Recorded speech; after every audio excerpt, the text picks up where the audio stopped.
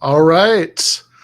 I am about to be joined by Fatima, the candidate, but I'm joined right now by Ed, who even people who don't know him, don't know his name, who are watching this may know him by his work from the TMBS area. You want to explain that connection?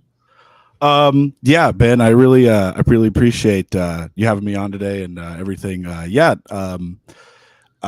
When Michael started having you on the Michael Brooks show, of course, rest in peace. When he started having you on, he kind of casually mentioned like, "Oh, we got to get some music for the Ben Burgess segment," and I'm sort of a super fan of Michael Brooks and all the work that he did for the movement, I guess. And I immediately interpreted this as a contest, and I had to get like the first submission in. And I emailed Michael, and he kind of like it was about 2 weeks before he got back to me on Instagram, and he said, "Oh yeah, can you send? Did you ever send the song?" I'm like, "Yeah, I sent it 2 weeks ago." He's like, "Send it again," and then I sent it to him, and then he got back to me on Instagram. I'll send it again, and classic Michael Brooks technology issue.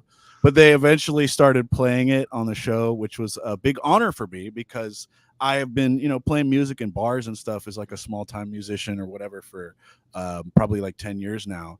And nobody's ever said to me like, "Oh, you're that guy from that song." But I was like a volunteer on the Bernie campaign, and there was people that were like, "Oh, you did the Ben Burgess music? Oh, that's cool. That's sick." And it was like, it was a big honor for me that Michael included it. And of course, I think the impact that your segments made to create a more logical left, because we were in the dark for a while saying that emotions are more important than logic, but it's like we can't cede logic because actually logic supports our conclusions too. And I can't tell you how much it means to me that I'm better able to talk to our so many people are just so heavily propagandized in our society, and I'm more able to talk to them now because I have the gifts that you gave me, Ben. So the gratitude is my main thing that I have to say right now. I really appreciate that. I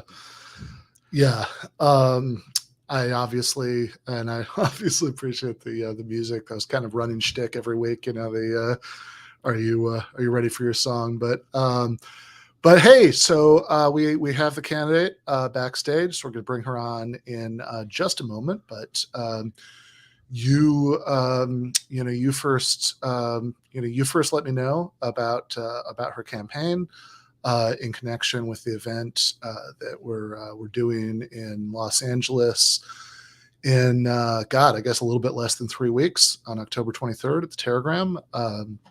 Anna Kasparian, Nando Vila, Matt Leck, David Griscom, Deep State Cuba, Jason Miles, Danny Bestner, Ryan Lake, and C. Derek Varn. I think I got everybody that time.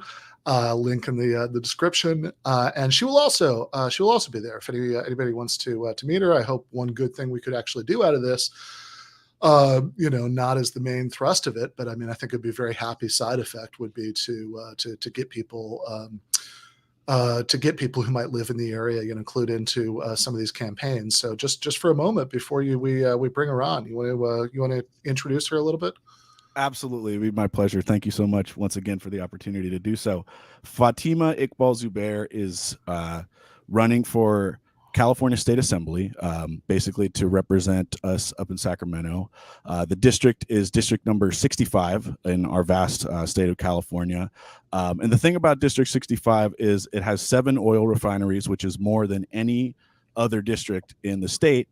And our current representative, Mike Gibson, he takes more money from oil companies than anybody in our state. $40,000 from Chevron alone this cycle. Also takes money from other oil companies, tobacco companies, health insurance companies, which of course hold sick children hostage while their parents bankrupt themselves, and even internet gambling websites like DraftKings and FanDuel, like some really in casinos. So a lot of really weird money coming into the Gibson campaign. And ultimately, if you look at his voting record, he ends up representing those corporations and not the regular working class people in the district. A great example being his vote on a bill that would monitor air quality around drilling sites and oil refineries, which was a no vote. So it's time for a change. And Fatima is someone who is a teacher and a mom, and someone who can do a really good job, I think, making votes that are better because, of course, she doesn't take any money from any corporations, only small dollar donations from working class people. I think it's really important also to note that she is endorsed by our Los Angeles chapter of the DSA, which is I think something that we're extremely proud of. I think Fatima is extremely proud to be endorsed by DSA. She does identify as a socialist, and also the Long Beach chapter, which a lot of the 65th district did as well. But I think that might be enough of an intro. No, I don't want to take her thunder away. But anyway, yeah, Fatima is someone who probably should speak for herself in all this. So, well, sounds good. Let's do that. All right. Now joined by Fatima. How are you doing today? I'm doing good. Thank you so much for having me on here, Ben. And thank you, Ed, for the great connection. I'm really excited for this conversation. That's great. So yeah, you want to just set this up a little bit, talk a little bit about, why you decided to run and, what you're hoping to do in office?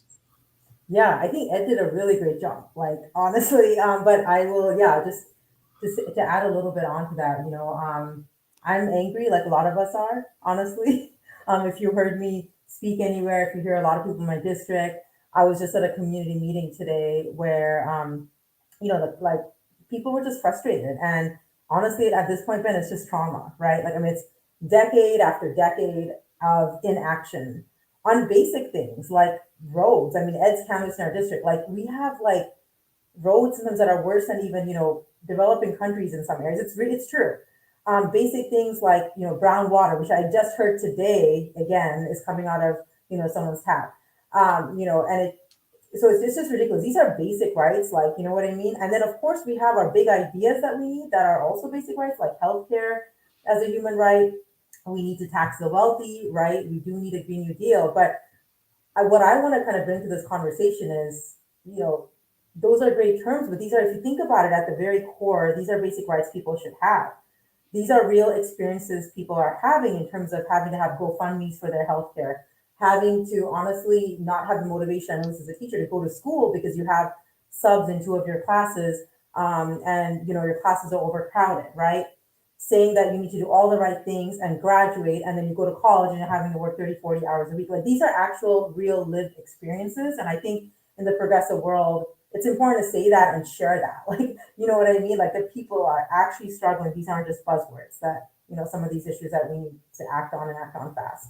So that's sort of why I'm doing this. I came at this, honestly, from a place of anger, and anger is not bad, but that anger, was kind of fostered by, being a science teacher, seeing that the school I worked in had lead toxicity, had unclean water, seeing that my students worked so hard and, gave me so much when I put in the work, but understanding that not all teachers are valued, or nor should they have to buy their own supplies and their resources, stay for hours after school without getting paid. You know what I mean? So seeing all that, I sort of organized locally, was actually appointed commissioner by my current opponent, did not know his record, and then was just honestly had tears in my eyes when I found out that, he was voting against the things that were major issues in our community.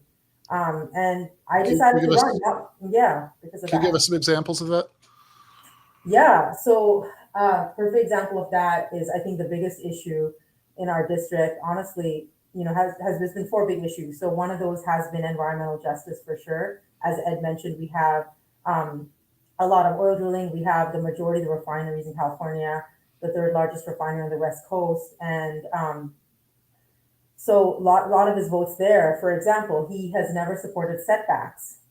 California finally, after more than a decade of advocacy, passed that, which is a huge victory. The governor signed it into law. Shouldn't have taken that long. There are red states that have setback laws where you can't drill next to homes, but he's never supported that. And like, our district is like the most impacted, arguably, in the entire state, having high rates of cancer and asthma. He didn't support us getting to 0 emissions, by 2045, which is already too late. He didn't support holding, refineries accountable to even report emissions data. Like, that's not even talking about a just transition, which is what we need, right? I mean, those are just some of the bills. And some of the other failures, honestly, the most basic, he didn't support single-payer healthcare despite intense lobbying with DSA. Actually, I don't know if you remember, like, we were knocking on doors to get constituents to call in. I was meeting as a delegate to try to get him to vote yes. like 2 or 3 times, did not work. With constituents with their healthcare stories, he didn't support that bill.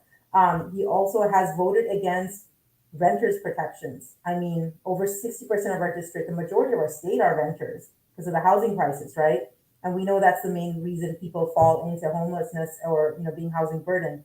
Um, and he did not support, Ellis Act reform, overturning cost Hawkins and Ellis, which are two bills that really restrict, local rent control being applied. Those are just some of the examples, but there's so many. I mean, we could talk about cop money, right? And I mean, he's a former cop. His vision of public safety. You know what? In fact, let me show you his first mailer. Should I bring it up right now? Please, yeah. Interesting. All right, let me bring that. I didn't plan on it, but No, I like it. let's bring up his. You know what? Let's just talk about his mailers then. That would be great. Honestly, no, literally, look at this mailer, right? Okay. Guns. First of all, that's fear mongering. That's fear mongering, right? Okay. So Mike Gibson will talk about crime as kind of like saying, and it kind of makes you think, wait, what is this? Do we need more guns? Like, what does this messaging even mean, right? I mean, that's right. But he thinks about public safety as, yes, getting guns off the streets, and yes, that is important. Sure. But it's basically like get guns off the street. That's how we make our community safe. Community safe. That's always been his message, and increase the number of police officers. Like South LA, we've had that. I mean, and we haven't been safe. We haven't felt safe.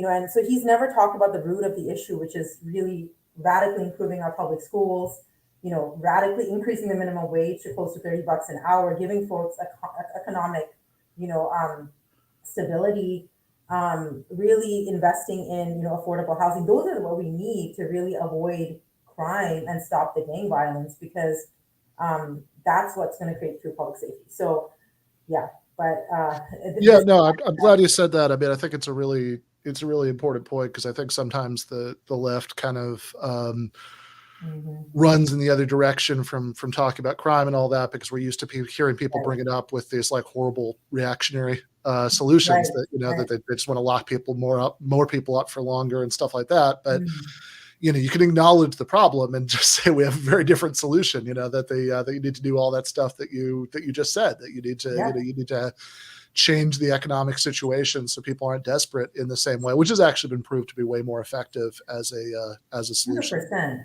Yeah, you invest in communities, you show them care. They're not going to want to, engage in violence. I mean, if you think about, right, Ben, maybe you did a show on this, but even the way gangs started was out of it was a reactionary movement because, folks in the Black community and local communities were not given resources by their own government. So they literally had to fight for resources. And I would argue capitalism wants that to happen, right? They want Black and Brown communities to keep fighting, because guess what? It keeps getting the cops paid, keeps the prison industrial complex alive, the military industrial complex. So I would argue that this is part of a bigger picture of our country being so, bought into wars and sort of like imprisoning our Black and Brown population. And it's someone's profiting from this, and it's the wrong people. Yeah, well, I definitely want to get to that bigger picture, but I do want to back up just for a minute first, because something you alluded to a couple times is healthcare, which I think a lot of people, not incorrectly, but not completely correctly, think of purely as a sort of national issue. Right. But I think some people who might be watching this might not be aware of how close the effort came to implement universal healthcare at a state level in California. Do you want to speak to that for a moment? Yeah, of course. Thanks for talking about that. It's such an important issue. I mean, healthcare is, next to housing, probably the most basic right, one requires. And, I want to speak a little bit from my experience, because a big part of my life, I grew up in Canada. In fact, the first province that passed single payer, the way Canada did it is province by province. That is actually the model that even Congress, Ro Khanna has said that it's the easiest way to pass, is state by state, and not, the national level one, because of the filibuster, because it's just, there's more complications, easier to do it state by state. So 100%, yeah, I know this has been a movement even before I was an activist, has been in California, where, nurses and, frontline organizations have been fighting for this. And this, I think, past session, we got so close to getting on the floor. And look, as some member Ash Kalra, right, did carry the bill all the way through, but I disagreed with what he did. I'll be honest with you. He should have brought that bill to the floor. He didn't. And I feel like movement bills like that, it's not really your bill at that point. It's the bill of the people, right? And I had, we had a conversation about it. He's talked to a lot of us, progressives, and we just agree to disagree on that. I think we have to get away from protecting folks in the assembly and saying, oh, those are, my colleagues. I don't want to, sort of have their votes in the record. When it's a bill that's especially like a bill like single payer that's been being built the past couple decades from the bottom up, it should have gone to the floor. I know what my opponent, like I said, didn't support it, but I think that's what accountability is about. And it would be, and that might actually be a situation, right? I mean, I think oftentimes on a national level, I mean, it might be a different situation because a lot of people are, there are lots of, look, there are lots of people in Congress who represent lots of places where it wouldn't necessarily be bad for them, if they voted against that. But in California, I think that I think if you did put everybody on record about that, there's a reason they don't want that to happen, right? Let's put it that way. Oh yeah, it's gonna give the corporations, the insurance industry in this state less power, right? I mean, that's what it is, because part of the advocacy for single payer was getting getting the legislators to sign a people before profits pledge, right, where they would pledge not to take the money. So it's all related. I mean, and I also don't like that, in California we kind of co-opted the health. I don't know if you all heard of the health for all sort of message that Newsom was pushing, and I don't know if you heard about that, but and look, we expanded healthcare to undocumented, immigrants this year, but that's Medi-Cal, and we all know Medi-Cal doesn't cover a lot, dental, mental health care, all of that. So it's like, why are we stopping there when we have models of single payer healthcare to get this done in our state?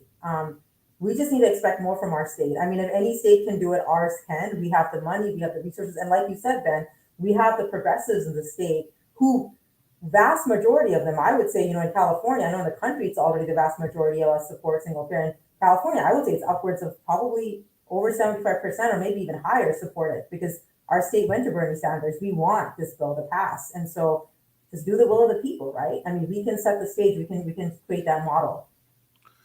Yeah, no, that would be really exciting. I think, especially if it, especially if it happened in a state as big as California, I think that would, and then you give it a couple of years to see how it was working. I think that could have a huge effect on the rest of the country. So you've been talking. Well, actually, before we do that, let's just go to the other sort of.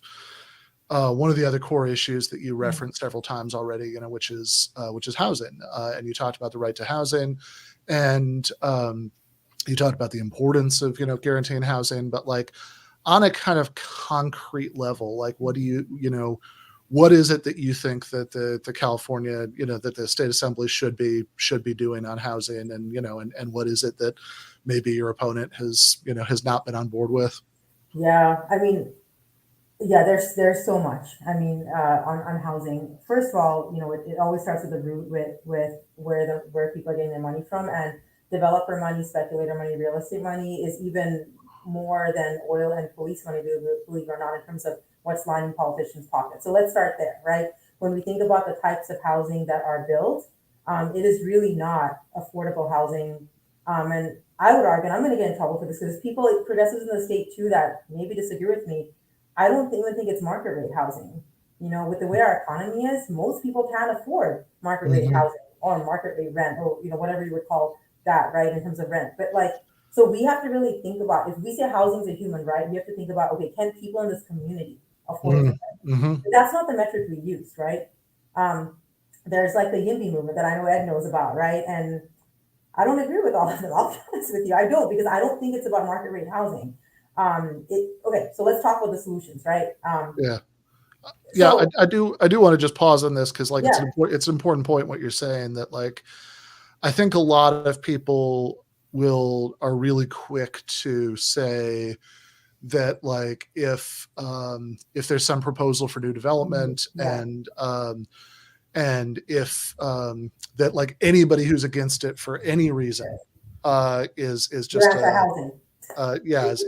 is just against having abundant housing. They're like a NIMBY, right? A not in my backyard person. That's Right. the That's so accusation, true, right? Ren. That is, they label us, but we're not. I'm very pro housing. I want to build too. I just want to build the right way, right?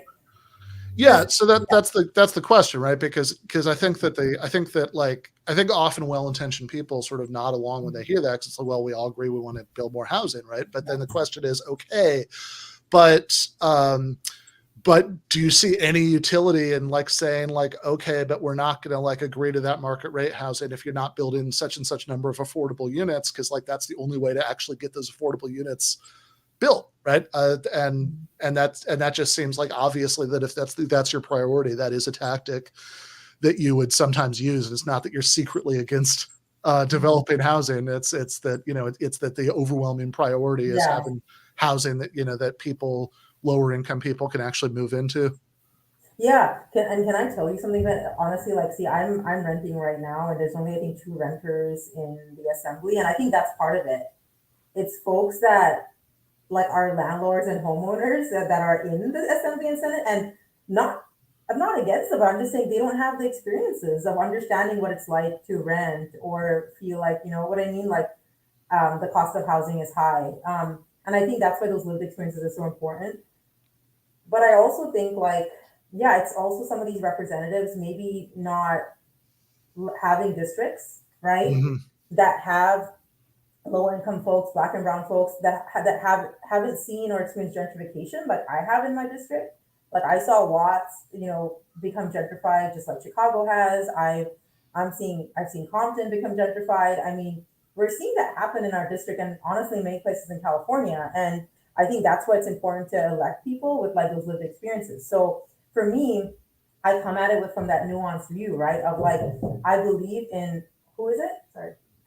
Oh my gosh, it's my son.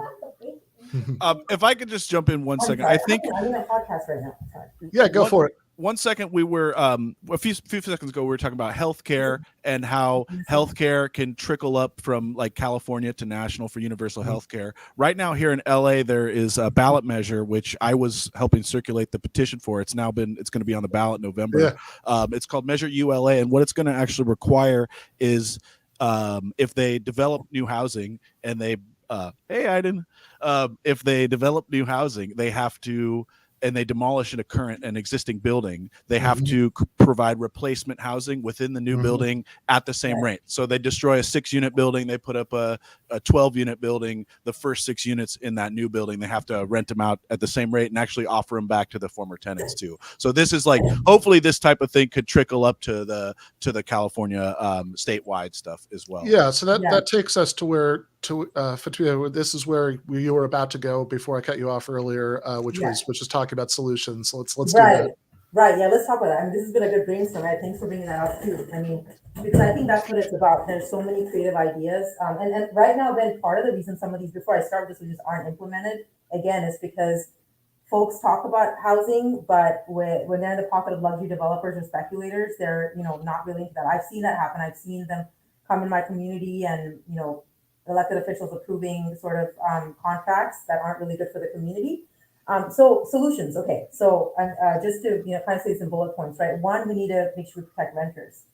A lot of the state are renters, and because of Costa-Hawkins and Ellis, a lot of municipalities, like, we can't really have rent control. And I know, like, in my district, we have rents like in Compton rising, just like out of just like not matching obviously the rate of what people are making.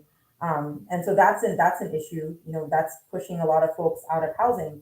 So that's preventative, right? Let's make sure we have measures in place that protect renters, that prevent them from getting pushed out of the housing. Some of that is right to counsel, implementing just cause evictions, making sure that that folks aren't just getting evicted because a landlord is like bullying them out. That's really important. The other thing is also making sure that folks, honestly, this is an intersectional issue because this is where I support AB 1400. It's not the major cause, but mental health care and drug addiction are causes of homelessness as well, or unhoused, posting unhoused. Yeah. And that's something that, honestly, even with private insurance, it's hard to get mental health care, right? So imagine with someone who's on Medi-Cal or low income who has no health care, they're undocumented or whatever reason. So that I think is an intersectional issue where if we had a system that prioritizes people over profits, right, we would see more folks getting the services, the rehab that they need. And yeah, another thing is definitely, I mean, increasing our stock of affordable housing. That's something we can do at the state level. We change zoning laws, which I think is good, allowing us to build, more homes where we don't need commercial developments. But we haven't ever met, kind of our, how much housing that we really need to meet, and that will lower our housing costs too. Like once we, that is where supply and demand comes into play as well. So those are kind of some of the solutions I really supported. Want to shout out Assemblymember Alex Lee, who had a great social housing bill. I think it's currently still in Austria. If you look at his stories and stuff like that, really championing social housing. It's being done in other parts of the world, but it didn't pass in our state assembly. I don't think it even got a floor vote to my knowledge. It got killed. Right, these bills get killed by corporate Dems. And so that would be a great bill. I mean, to create dignified social public housing, I think is essential. Like we haven't built, social public housing, I think, since the 50s, and it's something that we need to really get on and fast. Yeah.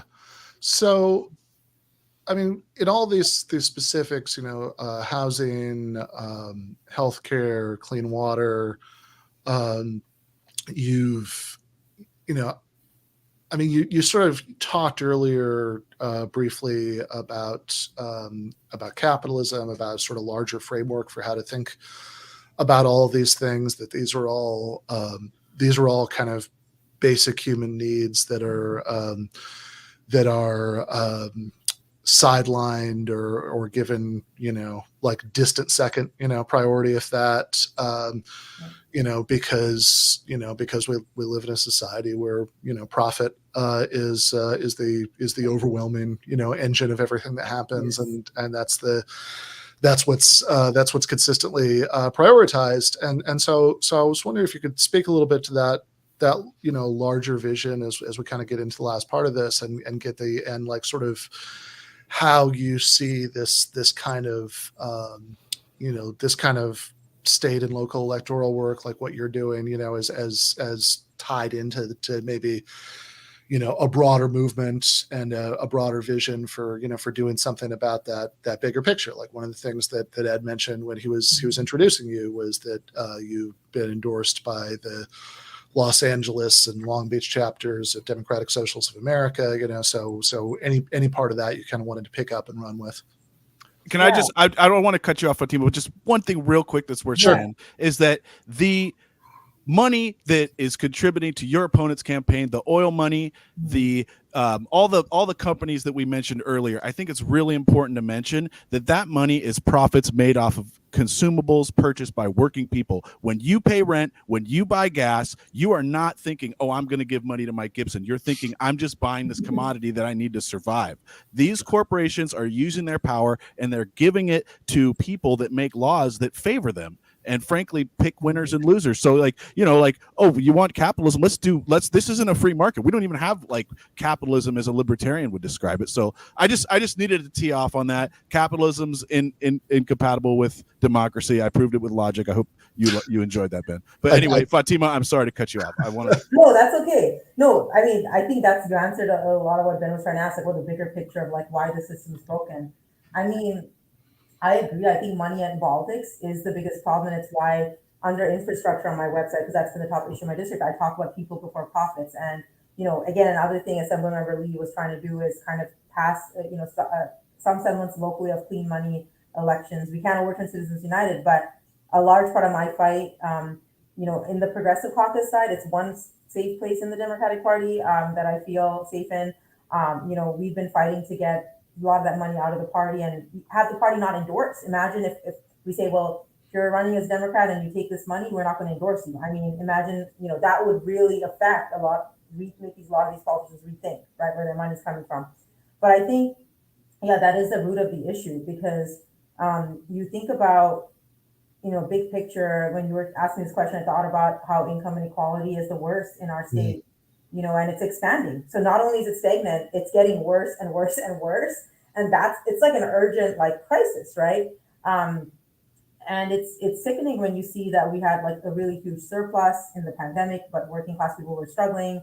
We saw billionaires and corporations make profits in a pandemic year when so many people went unhoused and lost their jobs. Like that to me is what the movement is about. Like, that's not even at this point about dignity. It's just about, that shouldn't make sense to anyone. Like if you have a government that is literally like benefiting only a few, it's not really a government. It's not really a democracy. It's not really working for us, right? Like anyone looking at that, I don't care what party you are, should be like, this is a broken government. And so I think that's, to me, is what the movement's about. Because if we solve that issue of, um, getting the money out of politics, getting publicly financed elections, ranked choice voting, expanding voting rights, and things like that. I mean, we literally change our system. We're gonna have more representative power, folks that are representing us, right? And then you're gonna see a lot of these bills pass. I mean, the hopeful thing in the state legislature is that with single payer, we're getting closer and closer. We're fewer and fewer votes away. We need, a bit larger of a squad of progressives up there, maybe 7 or 10 more. And once we get that many more, which isn't that many, because the state legislature is going to have a lot of open seats in 2024. I believe there's a bunch now, and seats like mine where we are running strong campaigns against an incumbent. We get some of us elected. I mean, we can pass social housing, we can pass single payer health, and that's what I think gives me hope. Is that we can sort of get to that system. And I didn't talk about like taxing the rich. That's a basic tenet of DSA, but also like part of that redistribution of wealth, right? Is we need to really tax the billionaires and the corporations in the state. And people say we have a progressive tax code, but it's not good enough. Like, our tax for the rich has to be much higher. And California makes it really hard to raise taxes, right? I mean, like kind of absurdly. 2/3. You got to have 2/3 of the legislature, or 2/3 of the populace vote to raise any taxes. It goes back to this whole Prop 13. It was one of the most consequential ballot measures of all time, in my opinion, and it totally messed up the California tax code. But that's a conversation for another time. And that's why we got to change the legislature, right? Because we know we can do things through propositions, and there are a lot of propositions. We should have another. I hope you're doing something on propositions, Ben, because there's so many good ones in California and so many bad ones. DSA-LA is launching its voter guide pretty soon, which should be helpful. Because a lot of voters have been asking about the props as well as we've been canvassing. It's been coming up. So but no, that Ben, it's always about the movement, and and it's always about getting there and getting closer, and that not me us, right? Because when we are democratic socialists, when we think the way we do, nothing we really do is for ourselves. It's for the movement. And so, yes, that's definitely how I think, and what we need to achieve. Yeah, I mean, you talked about fixes to the to the electoral system, public financing of elections, and ranked choice voting, and all of those are incredibly important. I mean, but just to push this a little bit, I mean, one reason, even beyond the fact that we make it so easy in this country to, just sort of blatantly, buy politicians in this sort of crazy way that you can't in a lot of other places. Yeah. But even beyond that, I mean, there are all these other ways for, capitalist class to sort of work its will politically. They can threaten to move jobs out of a community, or use it as a sort of carrot in the other direction. That they'll sort of move places in exchange for tax breaks, all that stuff. And so it does seem like one other part of the conversation that we haven't really touched on too much, and I think it's maybe worth doing before we finish, is that part of the discussion has to be about the counterweight to that that if there is all of these sort of levers of power for wealthy business owners to make their will be done politically, that this part of the solution has to be having a sort of counterweight of like some kind of grassroots power to go against that, most obviously from workers organizing. And I just wanted to, I just wanted to hear if you had any thoughts about that, either in relation to your campaign and the issues in your district, or sort of more generally. Yeah, and I'll just say the opportunity to say we just got endorsed by UE, which is one of the first UE West region, which is one of the first unions that endorsed Bernie when he ran in 2020, which is really exciting.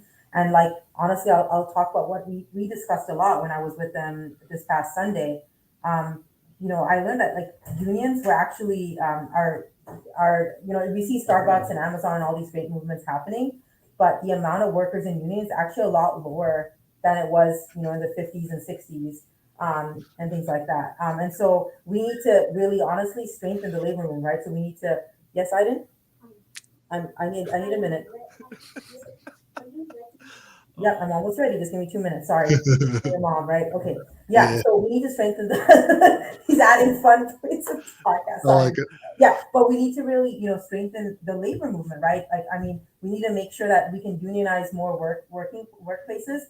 And I think part of that too is that, and UE talks about this, the way it's not actually part of the AFL-CIO because its structure is very different. Everything is from the workers. So, when they do endorsements, when they do, in any decisions, even when they elect, right, they don't sort of hire a business manager or political manager separately. It's from the workers. And I think that's really inspiring. I think, if we can get folks in the labor movement, one, to unionize more, make it easier to unionize, but also making sure the existing unions are really run from the workers, right? The bottom up, because otherwise it's kind of top-down union leadership, and that's not always the best either. So, those are the things we have to do. Also, you mentioned this, Ben, but I think like when you talked about corporations are going to leave and all of that if this happens, but then I think about like a future where we can have like worker-owned like cooperatives, right? Where like the power rests in the workers and they own a stake in what they're working in, and same thing with housing. I think that should be the future because then you won't really have a situation like that where a CEO or the executives can just say like, well, we're just going to fire you all and leave because the workers will want to keep their jobs and they're getting a stake in the company or and this is where so I think that's kind of the future I see, and that's what I want to work towards, and I know a lot of progressives in the state want to work towards as well, and because I think that's how we get redistribution of power. I don't believe we should live in a world with billionaires and corporations that have unsurmountable amounts of money. I don't think it should ever be that way. I think all of that wealth and power should always be distributed. And look, it's going to take time. I think it's going to take more progressives getting elected. It's going to take more pushing from the outside. But that's why it's about the movement. That's why we keep pushing. And I think we're seeing successes. We're seeing local successes happen across the country where we're seeing some of these things in existence.